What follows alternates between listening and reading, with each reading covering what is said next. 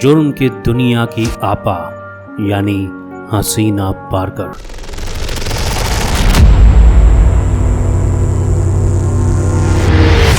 Mumbai underworld जहां सिर्फ मर्दों का राज चलता था, लेकिन हसीना पारकर जो कि दाऊद की बहन थी, इस लेडी डॉन के मुंबई अंडरवर्ल्ड की दुनिया में आने की एक वजह थी। 1991 में हसीना पारकर के पति इस्माइल पारकर को अरुण गवली गैंग ने गोली मार दी थी। इसके बाद हसीना पारकर ने भी जुर्म की दुनिया में अपने पैर जमाने शुरू कर दिए, लेकिन जुर्म की दुनिया से उसका नाता कोई नया नहीं था। हसीना पारकर का भाई दाऊद उस वक्त तक डॉन बन चुका था। फिरौती, जबरन वसूली, हवाला कारोबार, फिल्मों के ओवरसीज राइट्स खरीदना, केबल कारोबारियों से प्रोटेक्शन मनी लेना उसके मेन बिजनेसेस में से एक थे। हसीना पारकर के पिता के कुल 12 बच्चे थे, जिसमें दाऊद तीसरा और हसीना 7वें नंबर पर थी। मुंबई हमलों के बाद जब दाऊद दुबई चला गया तो मुंबई से सारे अंडरवर्ल्ड के धंधों की कमान संभाली हसीना पारकर ने। हसीना पारकर के नाम टोटल 88 केसेस दर्ज हुए, लेकिन हसीना पारकर कोर्ट के सामने सिर्फ एक बार ही पेश हुई थी।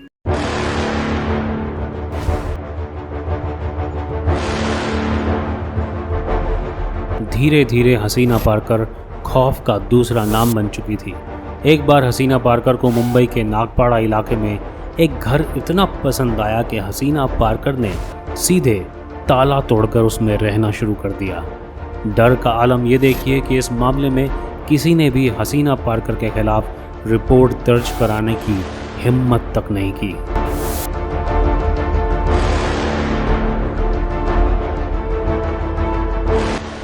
मीडिया रिपोर्ट्स के अनुसार हसीना पारकर के पास 5000 करोड़ की बेनामी संपत्ति थी। कहते हैं हसीना पारकर को एक केस के सिलसिले में मुंबई पुलिस हेडक्वार्टर रेगुलर आना जाना होता था।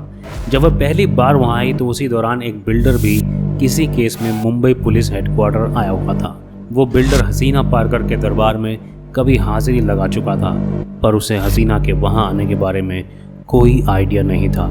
इसलिए अचानक जब पुलिस हेडक्वार्टर स्थित क्राइम ब्रांच की यूनिट 1 के दफ्तर के पास जब वो बिल्डर हसीना पारकर के सामने आया तो क्राइम ब्रांच के एक अधिकारी का दावा है कि हसीना पारकर को देखते ही बिल्डर की पूरी पैंट गीली हो गई थी।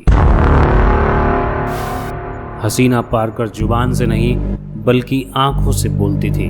आंखें ऐसी खतरनाक थी कि इंसान डर जाए। बिल्डर सिर्फ हसीना पारकर की आंखें देखकर ही इतना डर गया था। हसीना पारकर घर में दरबार लगाती थी। क्राइम ब्रांच में लंबे अरसे तक रहे एक रिटायर्ड अधिकारी ने नवभारत टाइम्स को बताया था कि सिर्फ अरुण गवली या छोटा राजन नहीं बल्कि दाऊद के जितने भी दुश्मन गैंग थे, यहाँ तक कि पठान गैंग जिसने दाऊद के भाई शब्बीर को मारा था, ये सब लोग भी हसीना पारकर को अपनी बहन की तरह ही इज्जत देते थे।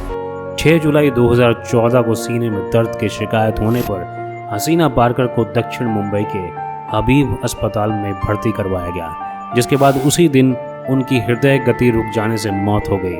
हसीना पारकर 55 साल की उम्र में ही दुनिया से चल बसी। सूत्रों के मुताबिक दाऊद ने स्काइप पर हसीना का अंतिम संस्कार लाइव देखा था। हसीना पारकर की अंतिम यात्रा में 5000 से ज्यादा लोग शामिल हुए थे। अपूर्व लाखिया की फिल्म हसीना पारकर, जिसमें श्रद्धा कपूर ने हसीना पारकर का रोल निभाया है, ये फिल्म आप देख सकते हैं यूट्यूब के पेन मूवीज चैनल पर।